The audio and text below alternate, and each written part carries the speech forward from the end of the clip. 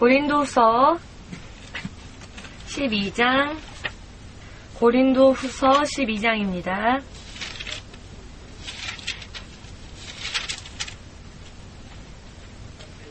신약성경 298페이지에 있습니다.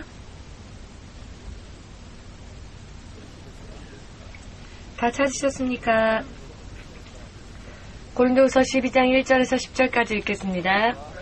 무익하나마 내가 부득불 자랑하노니 주의 환상과 계시를 말하리라. 내가 그리스도 안에 있는 한 사람을 아노니 14년 전에 그가 셋째 하늘에 이끌려간 자라. 그가 몸 안에 있었는지 몸 밖에 있었는지 나는 모르거니와 하나님은 아시느니라. 내가 이런 사람을 아노니 그가 몸 안에 있었는지 몸 밖에 있었는지 나는 모르거니와 하나님은 아시느니라. 그가 낙원으로 이끌려가서 말할 수 없는 말을 들었으니 사람이 가히 이르지 못할 말이로다. 내가 이런 사람을 위하여 자랑하겠으나 나를 위하여는 약한 것들 외에 자랑치 아니하리라. 내가 만일 자랑하고자 하여도 어리석은 자가 되지 아니할 것은 내가 참말을 함이라. 그러나 누가 나를 보는 바와 내게 듣는 바에 지나치게 생각할까 두려워하여 그만두노라. 여러 계시를 받은 것이 지극히 크므로 너무 자고하지 않게 하시려고 내 육체의 가시 곧 사단의 가시를 주셨으니 사자를 주셨으니 이는 나를 쳐서 너무 자고하지 않게 하려 하심이니라.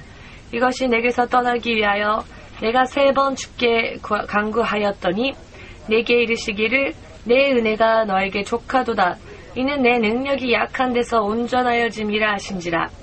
이러므로 도리어 크게 기뻐함으로 나의 여러 약한 것들에 대하여 자랑하리니 이는 그리스도의 능력으로 내게 머물게 하려 함이라. 그러므로 내가 그리스도를 위하여 약한 것들과 능력과 궁핍과 핍박과 곤란을 기뻐하노니 이는 내가 약할 그때에 곧 강함이니라. 아멘.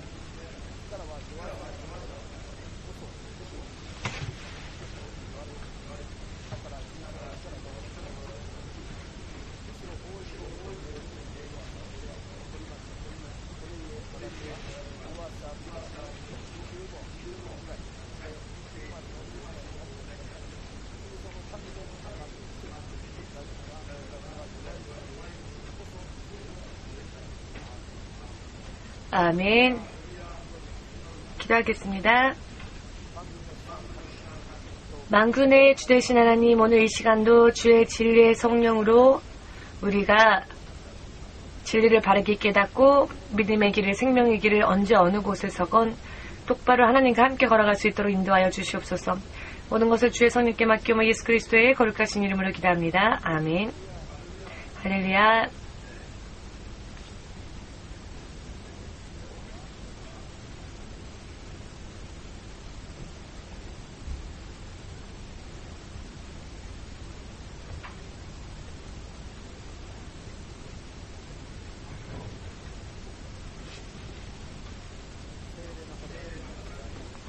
성령의 역사 시대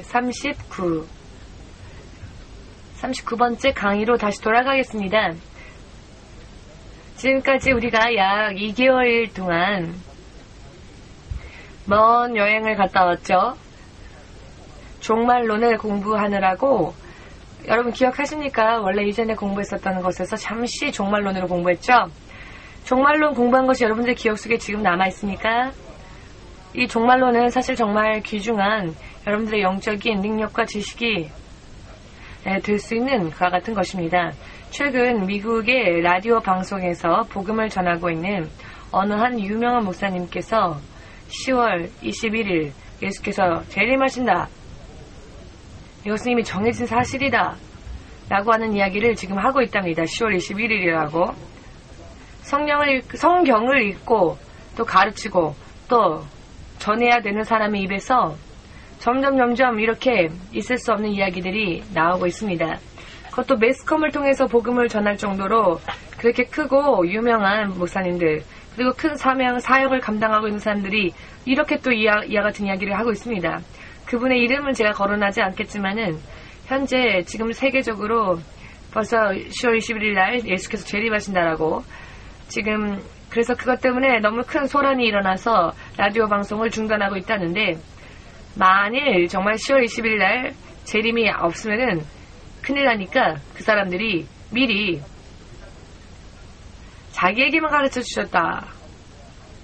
어떤 사람은 그래서 자살하는 사람도 있고, 어떤 사람은 일하던 일을 다 그만두고 그냥 집안에서 그날만 기다리는 사람도 있고, 지금 여러 많은 사람들이 나타나고 여러 많은 현상이 일어나고 있답니다.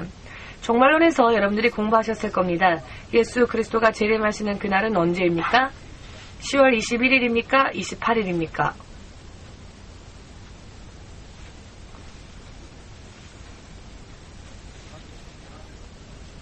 목사님 이상한 말씀하시네 라는 눈으로 여러분 저를 보고 계시는데요. 맞습니다. 언제 오실지 우리 모르죠. 그런데 이런 이와 같은 이야기에 속는 사람들이 너무나 많습니다. 세계 중에 많은 사람들이 10월달에 오신다, 언제 오신다라는 것을 믿는 사람들이 너무나 많습니다. 정말로는 공부하시고 이제 여러분들은 더 이상 그와 같은 일들이 현혹되지 않으시겠죠? 예수님께서 공중에 재림하십니다. 재림 안 하십니까? 재림하십니다. 재림하시지만 재림하시는 그 순간은, 공중에 재림하시는 그 순간은 세상에는 그 어느 누구도 그날을 모릅니다. 아멘입니까? 지상에 올 때에는 세상에는 모든 사람들이 예수님의 재림의 모습을 볼 수 있을 겁니다. 아멘. 지상에 오실 때에는. 그러나 공중에 오실 때에는 그렇지 않습니다. 아무도 모릅니다. 영적으로 오시는 것이니까요. 영적으로 깨어 있어서, 여러분들처럼 영적으로 깨어서 그날을 소망하고 기다리고 준비한 사람만이 들림받을 것이고, 그렇지 못한 사람들은 전혀 예수께서 재림하셔도 모를 겁니다. 들림받는 그 사람도 그 순간이 되지 않고서는 모릅니다. 예를 들어 23일에 오신다, 21일에 오신다, 미리 아무도 안 가르쳐 주십니다. 하나님 예수님은. 예수님조차도 그날을 모른다 하셨습니다. 믿으시기를. 그럼에도 불구하고 또 많은 사람들이 지금 현혹되고 있습니다. 재림의 시기에 대하여서. 종말론을 공부하고 여러분들이 느낀 것은 무엇입니까? 인생을, 믿음 생활,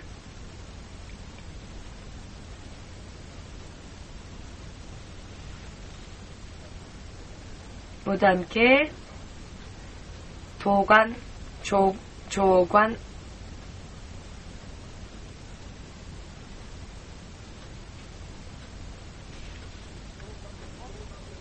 조관이라고 하는 것은,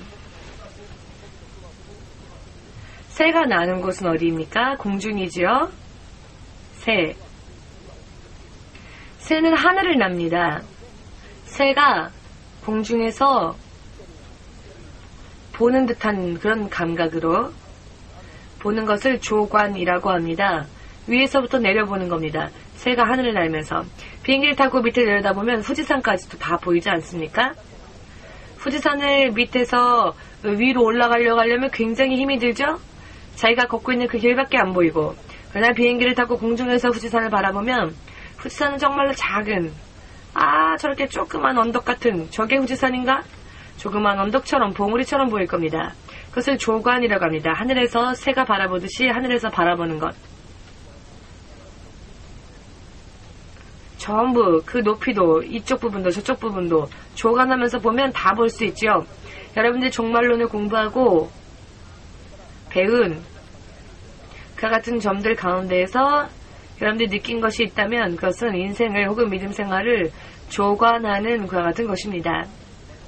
눈앞에 있는 것만 보는 것이 아니라, 눈앞에 있는 것만이 아니라 앞으로 미래에 일어나게 될 일들까지 무엇이 어떻게 앞으로 전개되어질지 조관하면서 바라보면서 눈앞에 있는 현실에만 붙잡히는 것이 아니라 인생을 먼 눈으로, 근시안적인 입장이 아니라 원시적으로 멀리, 저 멀리까지 다 인생을 바라보면서 인생을 멀리 길게 전체적으로 보면서 눈앞의 것만 급급해하지 말고 눈앞의 현실에만 매달리다가 멸망하는 일이 없도록 종말론을 그렇게 해서 공부한 것이라는 것을 여러분들 깨달으시길 바랍니다.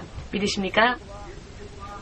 예수 그리스도는 10월 21일 날 절대 안 옵니다. 안 오십니다. 오실 수 없을 겁니다. 사람들이 이날일 겁니다 라고 하는 그날에는 예수님 안 오십니다. 누구도 모르시는 그때 오십니다.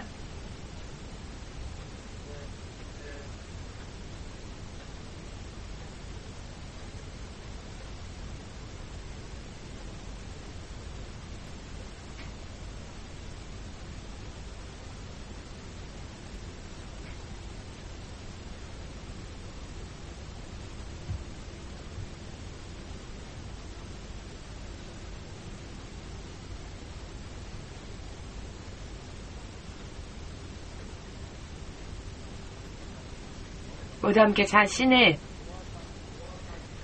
약함을, 자신의 약함 가운데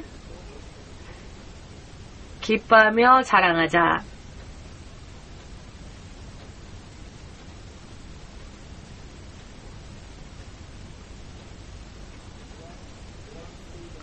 이것은 성령의 능력이 아니고서는 있을 수 없는 일이죠. 자신의 약한 부분을, 단점을 자랑하는 사람은 사실 별로 없죠. 자신의 고통과 자신의 연약함을 기뻐할 수 있는 사람은 세상에는 없을 겁니다. 세상에는 그런 상식이 없죠. 세상에서는 자신의 단점을 자랑하고 기뻐하는 사람은 없습니다. 있을 수 없는 일이죠.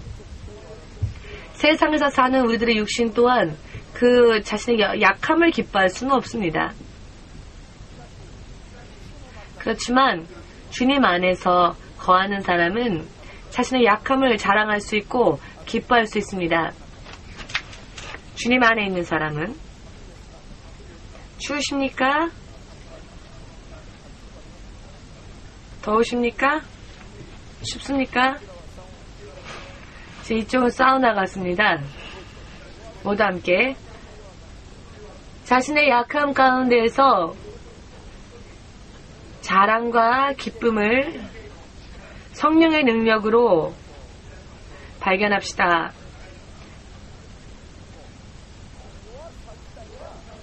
자신의 단점, 자신의 약함은 누구도 기뻐할 수 없습니다. 믿는 사람들의 육신도 사실 육신은 그것을 기뻐할 수 없습니다.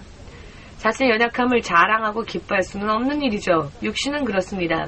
그러나 우리가 주의 성령의 능력을 받게 되면 그 약함을 기뻐할 수 있고 자랑할 수 있게 됩니다. 자, 왜 자신의 연약함을 자랑해야 하는가? 그것은 영적인 비밀이 여기에 있습니다. 하나님께서 우리가 우리의 연약함 가운데에서, 우리의 약함 가운데에서 오히려 하나님을 의지할 수 있도록, 정말로 기뻐할 수 있고 정말로 자랑할 수 있는 그런 사람으로 우리를 만드시기 위하여서 하나님의 역사하는 그 법칙이 이 안에 있는 것입니다. 오늘 이 시간 공부할 것은 여러분 모두 알고 있는 부분이지만, 알고 있으면서도 육적으로는 또 하지 못하는 부분들이 이런 부분이죠. 1년, 2년, 3년 교회 다니면 이와 같은 지식은 모두 가지고 있습니다. 그렇지만 알고 있으면서도 그것을 실행하기는 참 어렵죠. 그렇기 때문에 성령의 기쁨의 열매, 희락의 열매가 우리에게 필요한 것입니다. 성령의 능력으로 그와 같은 열매를 맺을 수 있도록 우리가 기도하고 간구하여 그 열매가 우리에게 맺어질 때 진실로 나의 약함조차 주 안에서 자랑할 수 있고 기뻐할 수 있고 주님의 일하심이 우리 인생 가운데에서 뜨겁게 깊게 들어올 수 있게 되는 것입니다. 뜨겁게 개입되어지는 것입니다. 오늘부터 진실로 지금도 후에도 그리고 영원토록 기뻐할 수 있고 자랑할 수 있고 승리할 수도 있는 그와 같은 사람이 되기를 원한다면 자신의 약함을 성령의 능력으로 기뻐할 수 있는 여러분들이 되셔야 할 것입니다. 그렇게 할 때에 불가사의하게도 눈에 보이지 않는 성령께서 하나님으로서, 그 사람의 하나님으로서 일해 주시는 것입니다. 하나님이 우리의 눈에는 보이지 않지만, 그러나 하나님께서 어떤 누군가의 인생에서 일하시게 되면 대단한 일이 벌어집니다. 눈앞에서 직접 보이지 않는다고 해서 그것을 무시하고 그것을 가볍게 여긴다면, 그러면 하나님은 그 안에서 역사하지 않으실 것이고, 그러면 사람의 인생은 어느 한순간에는 자신의 일시적인 노력으로 꽃을 피고 화려하게 보일 수는 있어도 돌연 또 망해가고 이런 꽃처럼 시들어 떨어지고 이렇게 비참하게 될 뿐입니다. 아름다웠던 한때, 지난주까지는 얼마나 아름다웠습니까? 그러나 그 아름다웠던 꽃이 단 3일, 4일 지나면 이렇게 또 비참하게 쓸쓸한 모습으로 떨어져 갑니다. 인생이 이렇게 되어버리는 겁니다. 제가 베드로전서 1장 21절에서 23절 속의 말씀이 그것을 가르치고 있지요. 하나님은 사람의 인생을 이 꽃에 비유하셨습니다. 이처럼 한때는 아름답다가 나중엔 시들어서 져버리는 인생과 같다고. 아름다울 때에는 참 돈을까지 투자하면서 꽃을 샀죠. 그러나 이렇게 시들어버리면 그 어느 누구도 돈을 주면서 사지 않죠. 오히려 쓰레기통에 버릴 뿐입니다. 사람의 인생이 마치 그와 같은 것이다라고 주님은 그렇게 비유하셨습니다. 여러분, 이 꽃의 이야기가 중요한 게 아니라 우리의 인생도 아무리 사람이 한때 대단하다 할지라도 언젠가는 하나님 없이는 이렇게 될 수밖에 없다는 것입니다.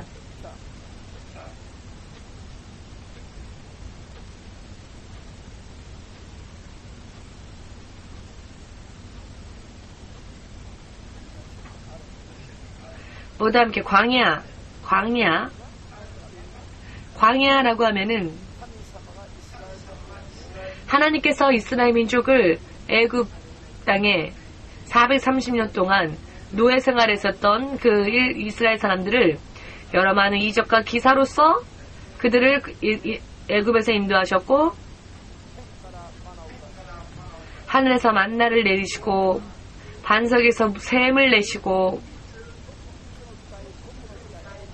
언제 어느 시대에 그 누구들보다도 가장 하나님께서 창조의 능력을 발휘하시며 가장 놀랄 수밖에 없는 불가사의한 역사를 많이 보이시고 그것도 매일매일과 같이 하나님의 많은 표적을 보여주신 장소와 시기가 어디인가 하면은 바로 광야였을 때였습니다. 이스라엘 백성이 광야에 있을 때 하나님을 가장 크고 또 매일매일 그 크신 하나님을 체험했던 시간은 성경 전체를 찾아봐도 광야처럼 그렇게 매일매일 하나님의 능력을 체험한 적이 없습니다.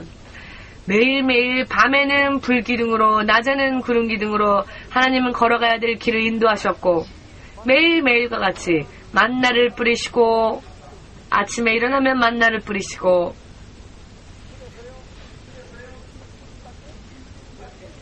하루에 1일치만 그것을 모으죠. 처음엔 그런 걸 잘 모르고 하나님은 하루만 취하라 하셨는데 이틀분 3일분 취하면 그 다음날이 되어버리면 다 썩어버리고 많이 이틀 3일째 해놓을 수 있도록 허락하신 날은 안식일 전날만이었죠. 왜냐하면 안식일은 일하지 말라 하셨으니까 먹을 것을 위하여서 일하지 말라고 하셨으니까 안식일은 모두 함께 안식일에는 먹을 것을 위하여 일하여서는 안 된다. 아멘.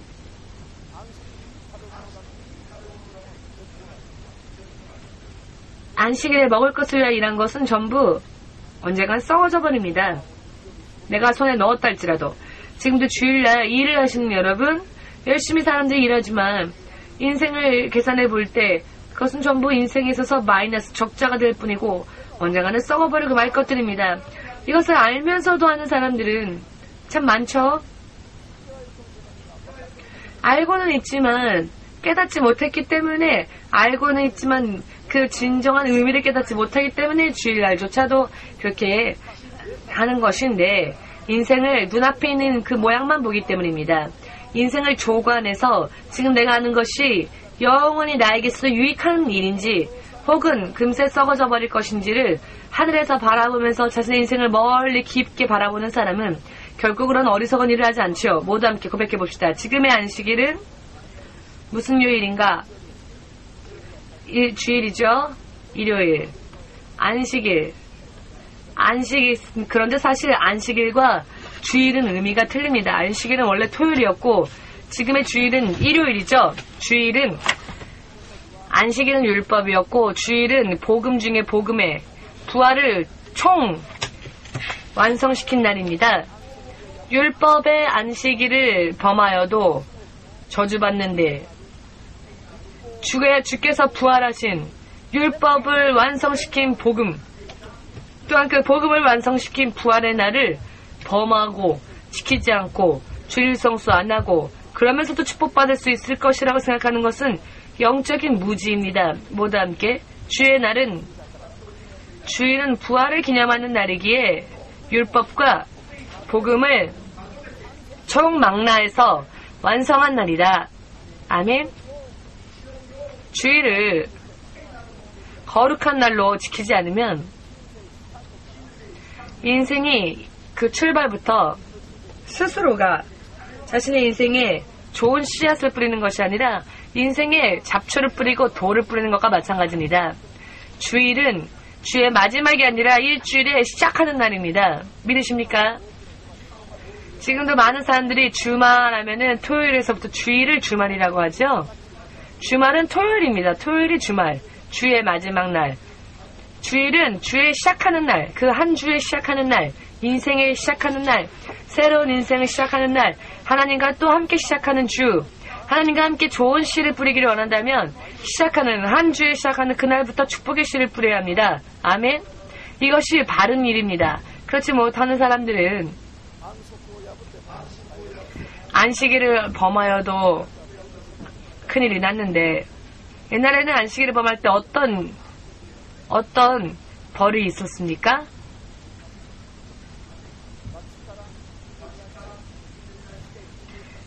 동네에서 끌어내서 돌로 쳤죠. 안식일을 범하면. 왜? 그것은 하나님의 환경이었으니까.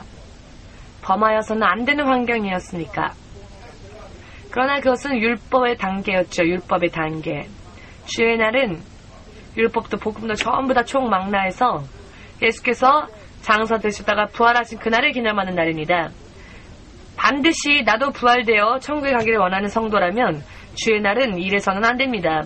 주의 날은 주님만을 위해서 살아야 합니다. 부활한 자신의 인생을 기념하면서 그리고 주님을 찬양하면서. 아멘. 이와 같은 이야기하면은 사람들이 싫어할 수도 있겠지만은 인생을 조간하면서 미래의 나의 인생에 후회가 남지 않고 정말로 유익한 나날들만이 있기를 원한다면 이런 이야기를 오히려 기뻐 받으십시오. 아, 인생 피곤한데 결국 빌린 돈 안 갚아도 되니까 10월 21일 예수님 오니까 이런 말이 오히려 귀가 솔깃할 수도 있겠죠? 아, 갚아야 될 돈이 많은데 예수님이 10월 21일에 오신다고 하니까 그날 예수께서 오시면 빚 안 갚아도 되고, 아, 신난다. 한 사람 두 사람만이 믿는다면 얘기를 안 하겠는데 셀 수 없는 많은 사람들이 10월 21일을 지금 기다리고 있답니다. 그러나 만일 이 날이 역시 잘못된 날이었다면 폭동이 일어날 수 있기 때문에 지금 그 분이 텔레비 설교를 중단하고 있답니다. 자, 맞지 않을지도 모른다라는 불안이 있으니까 그런 거죠. 자기도 잘 확실하게 모르는 거를 말하고 만 것입니다. 그래서 말해놓고는 불안하니까 지금 설교를 안 하고 있다는데 참 재밌는 이야기이기도 합니다만은, 이 광야, 언제 어느 시대 어느 사람들보다도 하나님께서 가장 강력하게 역사하시고 사람의 삶 가운데 가장 깊이 개입하시고 매일매일과 같이 일하시고 역사하시고 표적을 보여주셨던 때가, 장소가 바로 광야였고 광야의 시기였습니다. 광야 때 이후에 바다가 갈라진 적은 없습니다. 광야 시대 이후에 이 300만 명이 먹을 수 있는 만나가 하늘에서 내린 기록이 없습니다. 광야 시대 이후에 또 불 기둥이 있었다, 구름 기둥이 있었다 나가는 기록이 없습니다. 광야 시대 이후에 반석에서 샘이 나서 200~300만 명이 매일매일 물을 먹고 옷을 빨고 몸을 씻었다라는 그런 기록이 없습니다. 이 광야 시대는, 이 시대를 산 이스라엘 사람들은 참 매일매일의 고난이었겠지만 그러나 감사하면서 기뻐하면서 다른 민족에게는 없는 유일한 자존심, 유일한 자부심을 가지고 사실 살았어야만 했죠. 그러나 그들은 어떠했습니까? 그렇게 하지 못했습니다.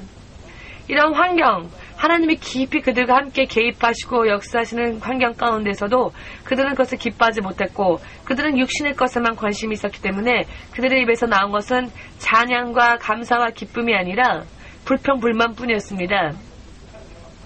그들은 가나안 땅을 향하면서도 불평불만을 말했죠. 무덤을 향해 가면서 불평불만을 말한다면 이해가 되는데 약속의 땅, 축복의 땅을 가면서 불평불만을 말합니다. 왜냐하면 그들은 성령으로 인하여 기뻐하는 그런 능력이 그들에게 없었기 때문에 육신적인 감각만을 의지하고 있으니까 육의 감각으로 기뻐할 수 없으면은 불평하고 불만하고 말했던 것이죠. 그래서 그들이 망하고만 결과가 거기에 있습니다. 그렇지만 이것이 바로 오늘날 이 시간도 마찬가지입니다. 오늘날에도 성령의 열매를 맺지 못한 사람은 성령의 열매를 자신 안에서 맺지 못한 사람은 기뻐하기는커녕 감사하기는커녕 한탄하고 슬퍼하고 울고 불평불만말하고 하는 것입니다.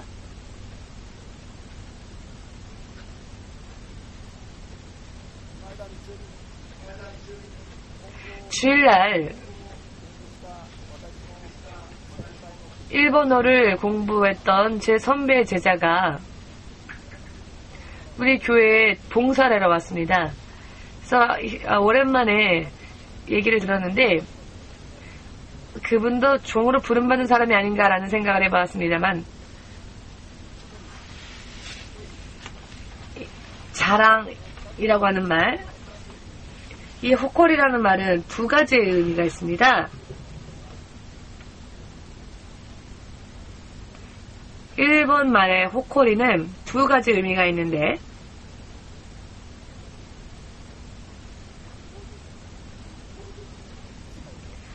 자부심, 자랑, 이 위의 호코리는 프라이드, 자부심, 자랑, 밑에 호코리는 뭘까요? 이 호코리가 무엇일까요?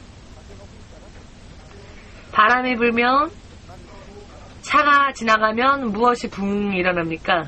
먼지가 일어나죠. 먼지와 자랑, 자부심, 이 뜻은 극단적으로 뜻이 틀리죠? 하나님께서 이 호콜이라는 말에 두 의미, 두 내용을 가지게 하셨습니다. 이 감동을, 자기가 그런 감동을 받은 적이 있다라는 그 이야기를 그 여자 성도가 얘기를 했는데 정말로 그대로다라는 생각을 해봅니다.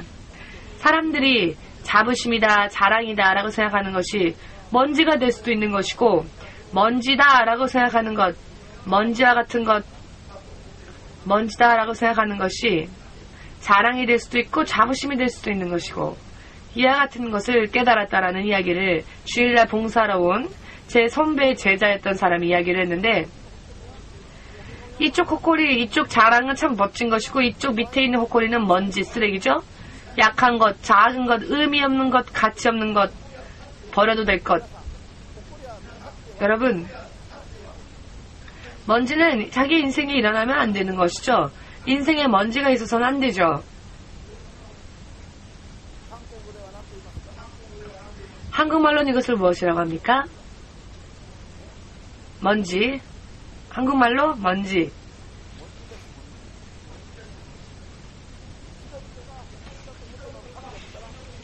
사람들이 자랑스럽게 생각하는 것을 하나님 보실 때는 먼지일 수도 있는 것입니다. 사람이 참 쓰레기 같은 먼지 같은 것이다 라고 생각하는 것이, 그런 사람이 어떻게 보면 하나님 앞에서는 믿음으로 볼 때는, 하나님께서 보실 때는 정말로 자랑스러운 그와 같은 존재로 보일 수도 있는 것입니다. 이와 같은 말 한마디 한마디에 의미를 주신 분이 바로 하나님이십니다. 이와 같은 이야기를 하나님부터 받은 감동에 대하여서 그런 이야기를 하는 걸 들었는데 정말로 그렇다고 생각을 합니다. 예수님을 믿지 않는 사람들은 절대적으로 기뻐할 수 없는 이와 같은 약함 가운데에서 예수를 믿는 우리들은 기뻐해야 하고 또 이것에 대한 자랑, 자부심을 가져야 할 것입니다. 인생은 얼마든지 주님 안에 사는 사람에게는, 주님 안에 있는 사람들, 그 사람들은 언젠가는 하나님 앞에서 자기를 자랑할 수 있지만 스스로 자기를 높게 생각하는 사람, 스스로 자신을 자랑스럽게 생각하는 사람은 하나님 안에서가 아니라 그런 사람들은 언젠가는 먼지처럼 사라집니다. 스스로 모두 함께 스스로 자신을 높이는 자는 낮아지고 멸망당하지만 스스로 낮아지는 자는, 스스로 자신을 낮추는 자는, 나는 먼지 같은 자입니다 라고 하나님 앞에 자신을 낮추는 자는 하나님께서 그를 높이시고 그를 자랑스럽게 하신다. 아멘. 그렇기 때문에 나를 먼지처럼 하나님 앞에서 나는 먼지입니다 이렇게 나를 부수는 자, 하나님 앞에 낮아지는 자는 가능성이 있는 자입니다. 그렇지만 스스로를 나는 높은 자다라고 하여서 스스로를 높이는 자는 희망이 없는 사람입니다. 눈앞에만 볼 때에는 희망이 있을 수 있지만 인생을 조간적으로 보면, 인생을 조간적으로 볼 때, 인생 전체를 조간적으로 볼 때는 희망이 없는 것이죠. 왜? 하나님은 반드시 그런 사람은 부수시기 때문입니다. 그렇기 때문에 사람이 가장 무서운 것이, 가장 우리가 조심해야 할 것이 무엇인가 하면은 신명기 8장 11절 이하의 말씀처럼 모두 함께 고백해 볼까요? 신명기 8장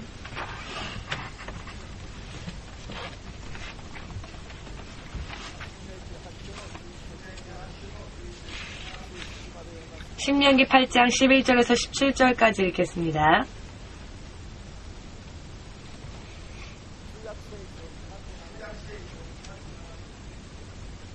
구약성경 275페이지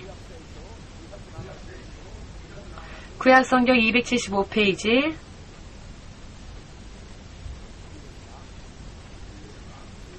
다 찾으셨습니까? 11절에서 18절까지 내가 오늘날 너에게 명하는 여호와의 명령과 법도와 규례를 지키지 아니하고 내 하나님 여호와를 잊어버리게 되지 않도록 삼갈지어다.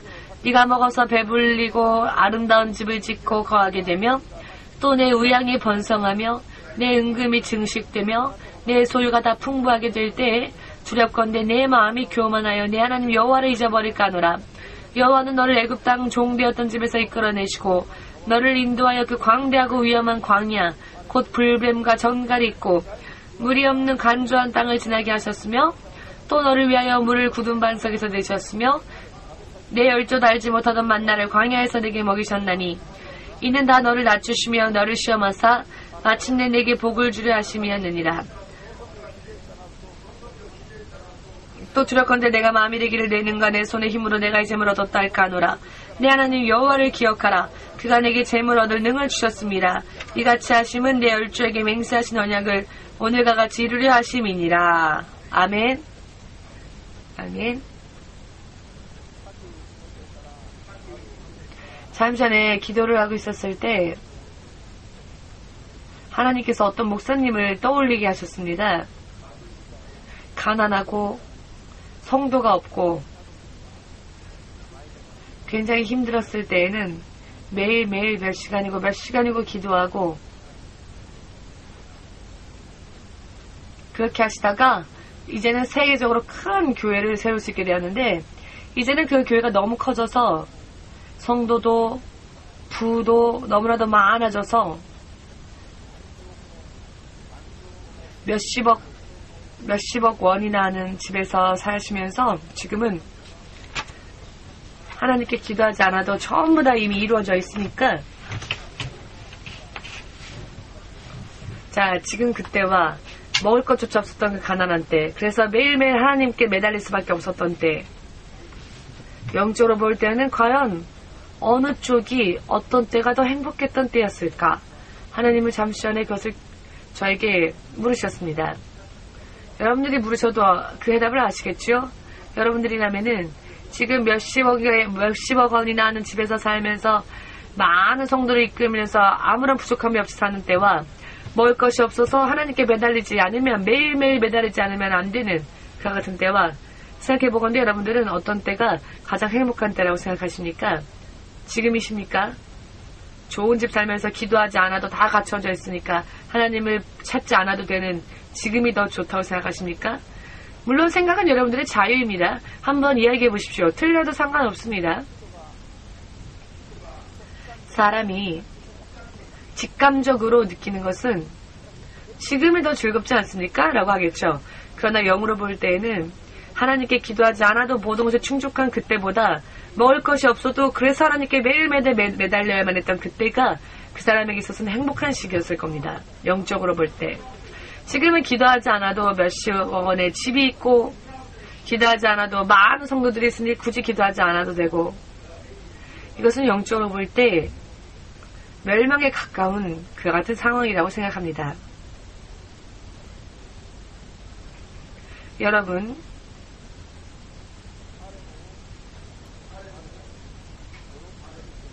광야 광야 때를 기뻐하는 사람이 되지 못하면 실패는 항상 그 사람 앞에 있습니다.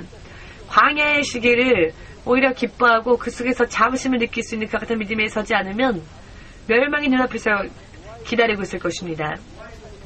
내가 약할 때, 내가 작았을 때, 내가 고통스러울 때 오히려 나의 약함 때문에 하나님이 내 안에서 더 역사해 주신다라는 것에 대한 믿음과 신뢰와 기쁨을 가지지 않으면 여러분들의 인생 앞에는 멸망이 기다리고 있을 뿐입니다.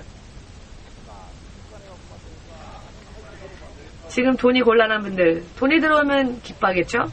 그러나 돈이 안 들어오면 교회도 못 가겠어요. 교회 가도 기운도 없고 교회 와도 기운이 없으니까. 근데 그 사람한테 1억 원을 당신한테 무상으로 주겠습니다 하면 어떻게 될까요? 그래도 이렇게 힘없이 앉아있을까요? 힘없이 앉아있을 수가 없죠. 돈의 힘 때문에 어깨가 아주 그냥 들썩들썩 하겠죠. 예수님은 살아계셔 할렐루야. 모두 그렇게 될 겁니다.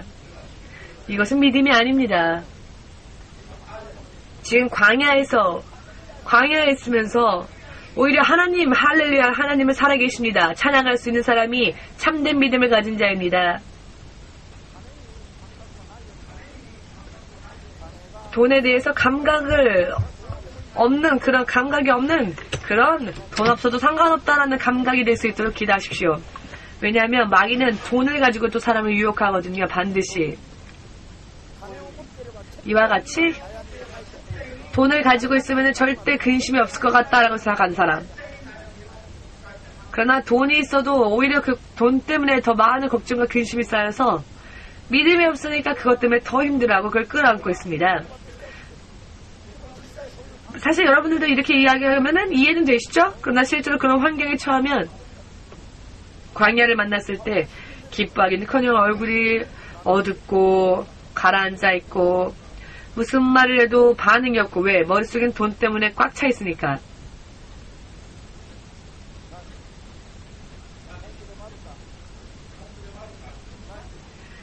왜 그러십니까? 뭔가 말대답을 하고 싶으십니까? 제가 일부러 이런 이야기하지 않아도 예수님은 전부 다 보고 계십니다.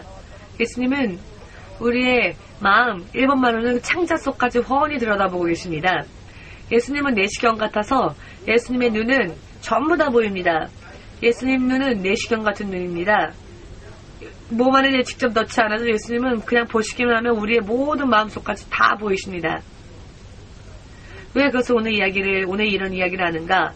다시 또 듣지 않으면 나는 이대로도 괜찮다라고 사람들은 금세 생각하니까.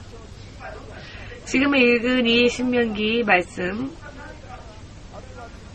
자신이 무언가 일했기 때문에, 혹은 자신의 힘과 지혜기 때문에, 혹은 돈을 버는 수단이 있기 때문에 출세했다라고 생각하는 그것이 인생에 있어서 가장 위험한 것이다. 하나님께서 이런 우리의 약함을 하나님이 왜 우리 사람에게 허락하셨을까? 하나님을 바르게 알게 하시기 위하여서입니다. 사람이 사는 것은 자신의 능력으로서 사는 것이 아니라, 자신의 재산으로 사는 것이 아니라, 사람이 사는 것은 사람 얘기의 행복도 모든 즐거움도 전부 다 하나님이 허락하셨기 때문에 누릴 수 있는 것입니다. 열심히 일한 결과가 아닙니다. 자신이 가지고 있는 자신의 능력의 그런 덕분이 아닙니다. 하나님이 그것을 허락하셨기 때문에 되는 것입니다. 이것을 우리가 확실히 깨달을 수 있도록, 그래서 두 번 다시 멸망하는 일이 없도록 하나님은 40일이나 몸에 배어서 완전히 하나님 뜻에 합당한 자를 되게 하기 위하여서 40년 동안을 하나님은 광야를 걷게 하셨습니다. 그러나 그래도 그들은 그것을 깨닫지 못했죠. 이것이 사람의 완악함입니다. 40년 동안 이런 일이 일어나면 좀 깨달으면 좋았을 거를. 그러나 그들은 깨닫지 못했죠. 결국은 200~300만 명을 하나님은 전부 광야에서 뜯어뜨리셨습니다. 여러분, 사람들이 개인적으로 이런 이야기를 들으면 나하고는 상관없다라고 하지만 하나님은 200~300만 명이라도 쓰러뜨릴 수 있는 분입니다. 이런 부분을 생각하지 않기 때문에 믿음 생활이 너무 적당하게 되어버리는 겁니다.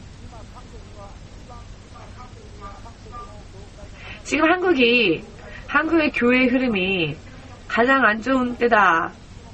지금 그렇게 일컬어지고 있는데, 교회가 육체의 즐거움과 축복에 대해서만 가르치기 때문입니다.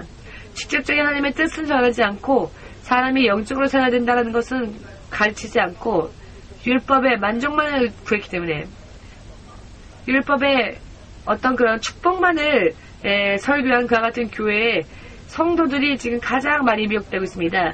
한국의 신천지라는 이단이 가장 지금 극성을 부리고 있는데 그 신천지에 빠진 그 사람들 중에 가장 많은 사람들이 어떤 한 큰 교회의 성도들이 많이 그 신천지에 빠진다고 합니다. 그런데 그 성도들, 그 큰 교회는 육신의 축복을 어떻게 하면 받을까라는 것만을 전했던 교회였답니다.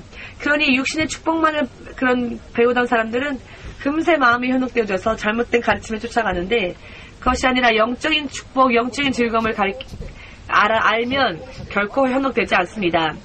낙엽은 떨어지고 결국은 천국에 들어가는 사람들의 숫자가 얼마 되지 않는 교회가 있는가 하면 지금은 얼마 되지 않는 것처럼 보여도 그 전원이 천국 가는 사람들이 가는 교회도 있을 겁니다. 우리 교회는 눈으로 볼 때는 적은 무리처럼 보여도 전부 하나님의 천국에 들어갈 수 있는 사람들이 되시길 축복합니다. 지금은 훌륭하고 멋있게 보여도 결국 천국 앞에서 다 떨어져 버리고 얼마 되지 못하는 사람만 천국에 가는 그와 같은 교회, 그와 같은 믿음, 그와 같은 것은 우리가 경계해야만 할 것들입니다. 믿으십니까?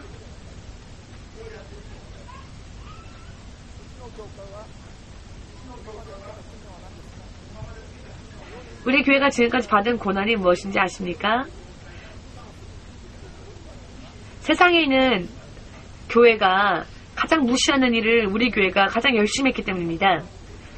그것이 목적은 아니죠. 우리들의 믿음이 가장 강건해지고 가장 커져서 천국에 들어가는 사람들의 숫자가 가장 많이 나올 수 있게 하기 위하여서.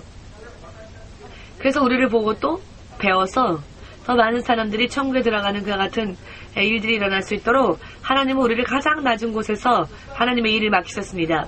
가장 낮은 곳에서 훈련시키셨습니다. 가장 낮은 곳에서 이것이 최고다라고 할 때까지 하나님은 저희를 훈련시켰습니다. 노숙자 사역은 이 땅에서는 인기가 없지만 하나님 앞에서는 가장 인기 있는 사역이다. 아멘. 노숙자 선교가 싫어서 교회에 오지 않는 분들은 천국의 문 앞에서 어떨까요, 과연? 예수님이 마태복음 25장 마지막 부분을 통해 말씀하셨는데 하나님이 가난한 자와 함께 걸었을 때 무시한 자, 같이 하고 싶지 않다 생각한 자, 그런 사람이 하나님의 나라에 갈 수 있으리라고 써져 있지 않죠? 그들은 마귀가 가는 불 속에 들어갈 수밖에 없습니다. 하나님은 이렇게 엄격하게 당신의 말씀을 주셨는데 왜 엄격하게 그렇게 하셨는가? 한 명이라도 깨닫게 해서 한 명이라도 구원하기 위해서입니다. 깨닫지 못하는 사람들은 어쩔 수 없지만 그래도 깨달을 수 있게 하기 위하여서. 그러면 그 사람에게 축복이, 구원이 임할 수 있으니까. 그래서 하나님은 전혀 아무런 사용 없이 있는 그대로를 전부 다 성경에 우리에게 기록하셨습니다. 노숙자 사역이 여러분들에게는 기쁨이고 자랑스러운 일이십니까? 가끔은 싫으십니까? 언제나 자랑스러우신 일입니까?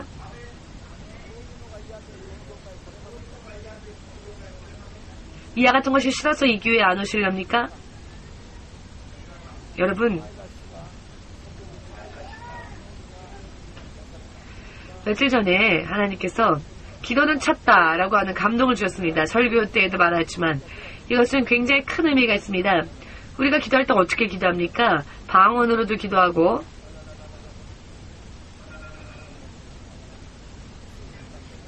졸면서 하늘을 바라보면서 기도하지 않습니까?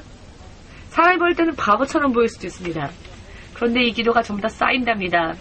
눈에 보이지 않는 곳에서 이 기도가 다 쌓여서 기도가 쌓이는지 안 쌓이는지 하나님 보고 계시다가 기도가 쌓였기 때문에 이제 오케이. 여러분, 이와 같은 눈에 보이지 않는 그러나 하나님 보시는 이와 같은 부분을 우리도 소중히 중요히 여겨야 할 것입니다. 많이 기도하고 기도의 씨가 찬 사람들과 그렇지 못한 사람들은 운명이 바뀌어집니다. 영적으로 열심히 믿음 생활을 하지 않으면 안 됩니다. 우리가 겉으로 볼 땐 모르죠. 그러나 하나님은 전부 다 보고 계십니다. 자, 그렇다면 영적이라는 것은 무엇인가? 변치 않는 것이 영입니다. 영이라고 하는 것은 변치 않습니다. 영적인 것이라고 하는 것은 변치 않는 것을 뜻합니다. 기도는 영적인 행위입니까? 육적인 행위입니까? 기도는 영적인 행위입니다. 그렇기 때문에 기도는 많이 해두면 전부 다 쌓아서 그것이 기도가 쌓여집니다.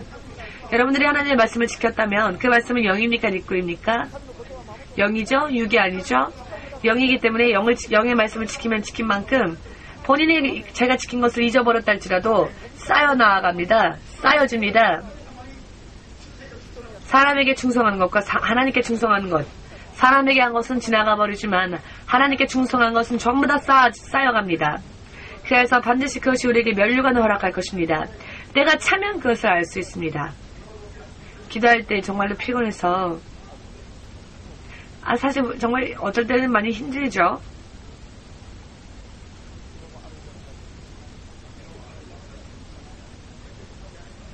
어제도 어떤 사람이 목사님 저 요즘에 기도하는 거 그냥 쉬고 있어요. 할렐루야 하는 분이 있었습니다. 어떻게 보면 귀여운데 제가 그분에게 뭐라고 얘기했을까요? 기도하면 안 되지 라고 얘기 안 했습니다. 힘들 때는 쉬셔요. 그렇지만 계속 쉬셔는 안 됩니다 라고 했습니다. 쉬는 시간이 길어져서는 안 됩니다 라고. 조금 쉬는 것 정도는 괜찮습니다. 피곤하니까. 베드로도 기도하면서 졸았으니까요. 베드로도 예수님이 기도하라, 기도해야 할 때이다 라고 했지만 그도 졸았죠. 육신은 약하니까, 피곤하니까. 그렇지만 계속 졸아서는 안 됩니다. 훌훌 털어버리고 일어서서 권능을 받고 형제들에게도 하나님의 은혜를 끼쳐야만 합니다. 아멘. 우리가 말씀을 지키고 기도하고 영적인 생활하는 것은 전부 다 쌓입니다. 이것이 차면 이번에는 하나님께서 새로운 일을, 새로운 시대를, 새로운 축복을 상상할 수 없는 길로 우리를 인도해 주십니다. 그렇기 때문에 영적으로 산다고 하는 것은 육의 감각으로 사는 것이 아닙니다. 모든 고통, 모든 연약함 가운데에서도 오히려 그 안에서 기뻐할 수 있는 그런 사람, 이와 같은 고난 가운데서 기뻐할 수 있는 사람은 성령의 능력으로 희락의 열매를 맺은 사람입니다. 기도하지 않으면 안 됩니다.